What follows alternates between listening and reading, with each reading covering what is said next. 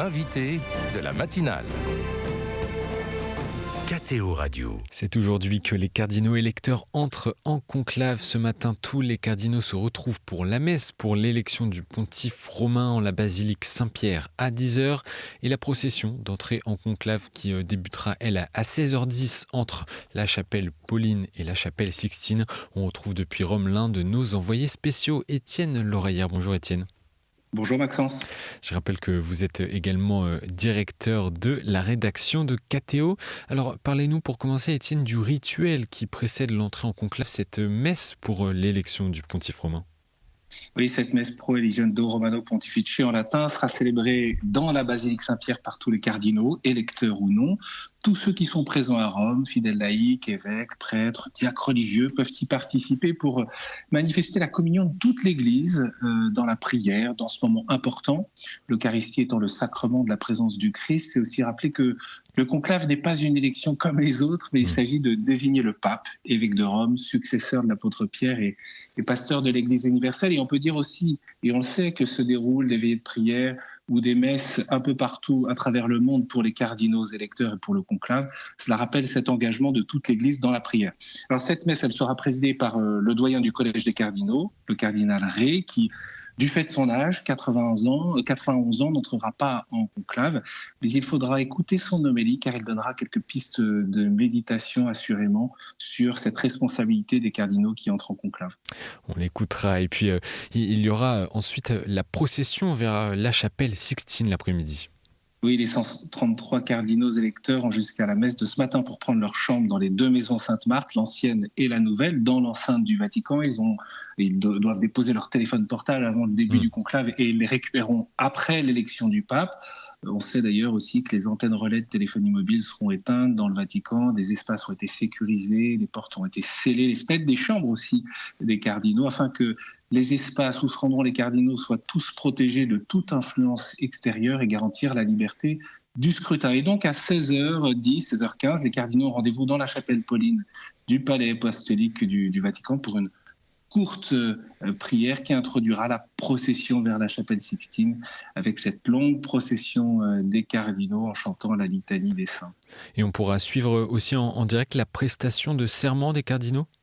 Oui, tout à fait, en direct sur KTO. Après avoir pris la place qui leur est attribuée dans la chapelle Sixtine, les cardinaux entendront le chant du Veni Creator, la prière des chrétiens demandant à l'Esprit Saint de venir les soutenir.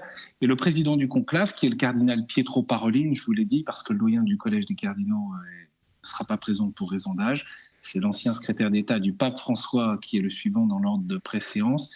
Eh bien, le cardinal Parolin lira le serment indiqué dans la Constitution apostolique Universi Dominici Gregis de Jean-Paul II qui fixe de manière très précise le déroulement du conclave.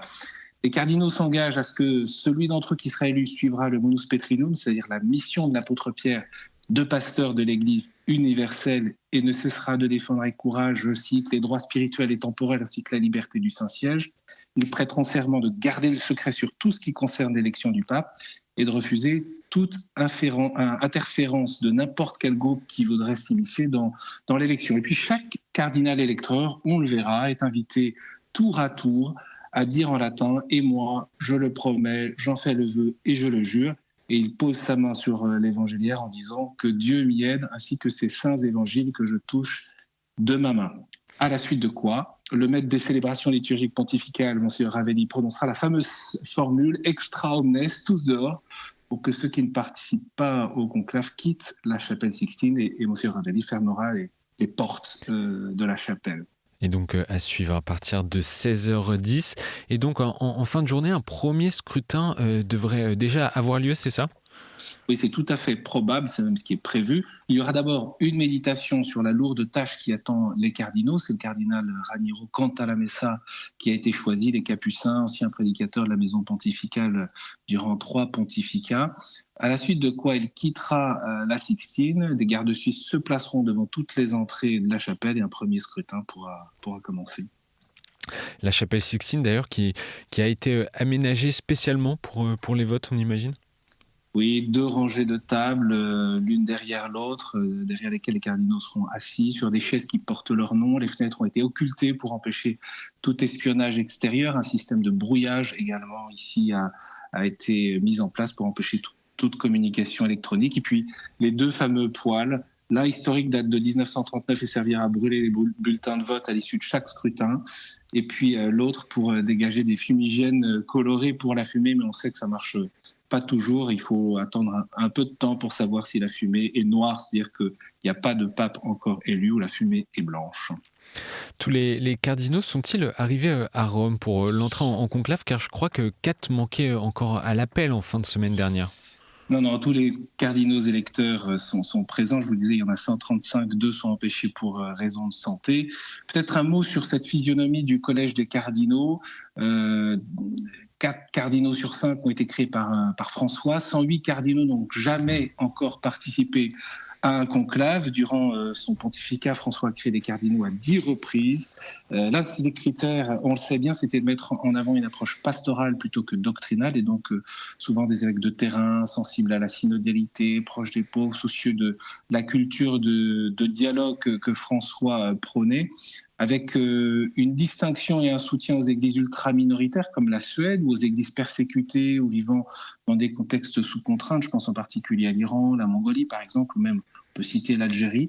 Le pape François s'est détourné des grands sièges cardinalistes historiques de Milan, Paris et Lyon, Cracovie, San Francisco, Los Angeles ou Dakar. Et il a poursuivi l'internationalisation du collège, parce que les cardinaux électeurs viennent de 70 pays différents. Peut-être encore un petit mot sur les chiffres. Il a fait évoluer les équilibres nord-sud et continentaux.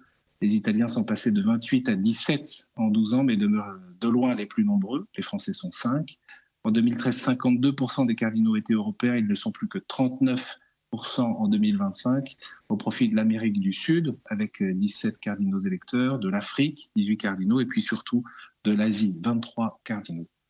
Je voulais faire un point, Étienne, sur les enjeux de ce conclave. Depuis la mort du pape François, les cardinaux, au fur et à mesure de leur arrivée à Rome, se sont rassemblés presque chaque jour en congrégation générale, voire 2 même par jour, comme lundi dernier.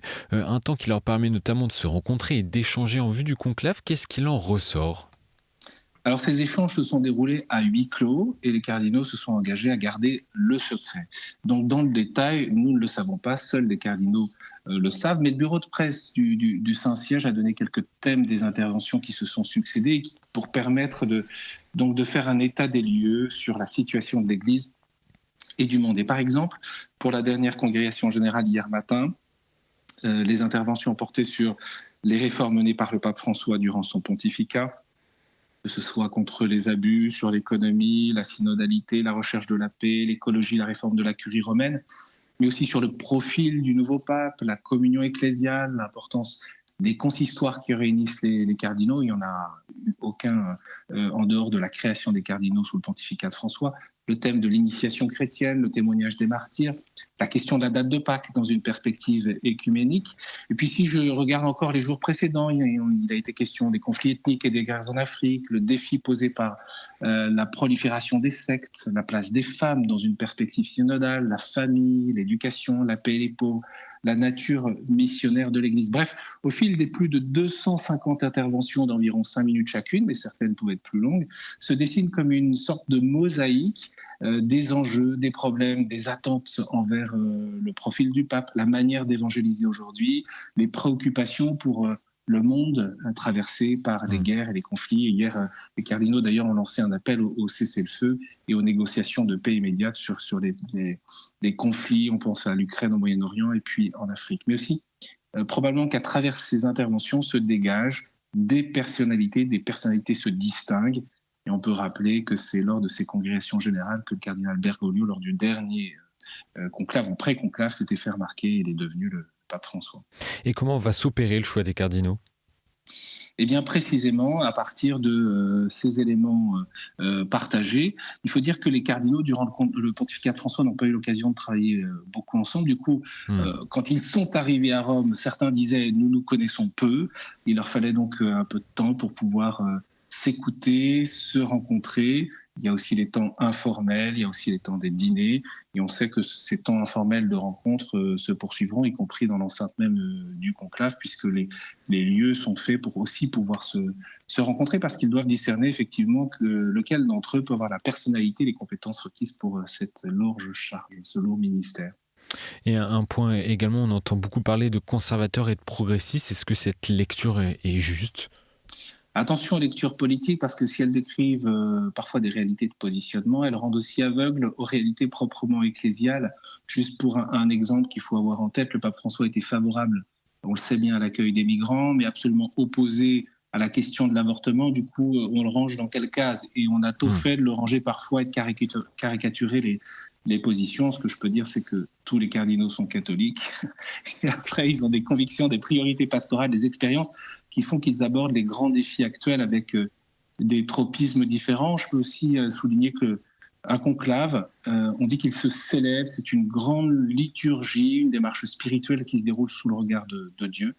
Et c'est une responsabilité qui implique un discernement dans la prière pour désigner celui que chaque électeur juge devoir être élu sans le Dieu, en prenant à témoin le Christ Seigneur qui me jugera. C'est la formule que chaque cardinal prononcera en déposant son bulletin dans l'urne à chaque scrutin, le tout devant la fresque du jugement dernier de Michel-Ange.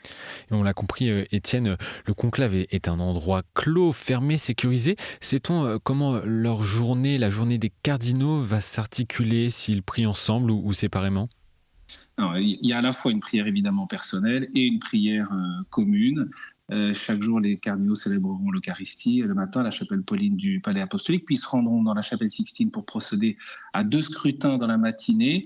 Si le premier scrutin matinal aboutit à l'élection du pape, une fumée blanche pourrait sortir aux alentours de 10h30. Sinon, une fumée noire ou blanche sortira, mais seulement au terme du second scrutin vers midi. Et puis, si le processus électoral se poursuit encore dans l'après-midi, après avoir déjeuné à la maison Sainte-Marthe, les cardinaux reviennent à 16h dans la chapelle Sixtine pour voter vers 16h30. En cas d'élection, lors du premier scrutin de l'après-midi, une fumée blanche pourrait sortir vers 17h30. Sinon, eh bien, il faudra attendre le second scrutin vers la fin du second scrutin vers 19h pour savoir si la fumée est noire ou blanche. Alors, si vous perdez un peu dans les horaires, vous pouvez retrouver tout ça sur notre site ktotv.com.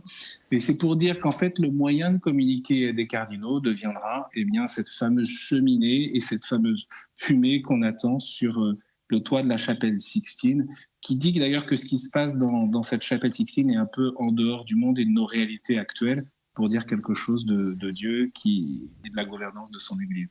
Et donc un dernier mot, Étienne, une fois la fumée blanche, qu'est-ce qui se passera pour le cardinal élu ?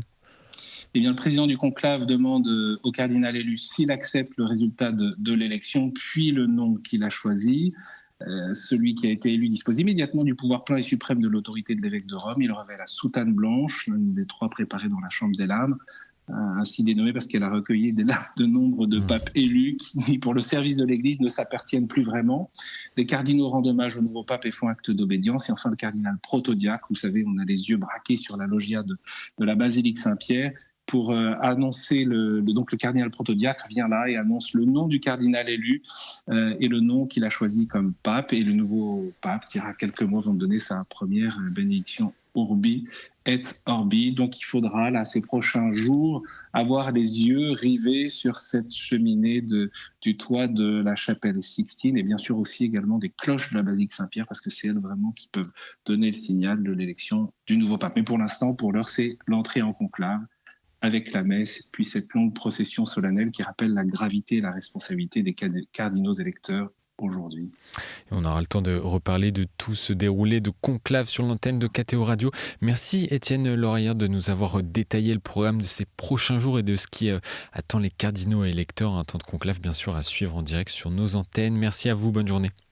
Bonne journée.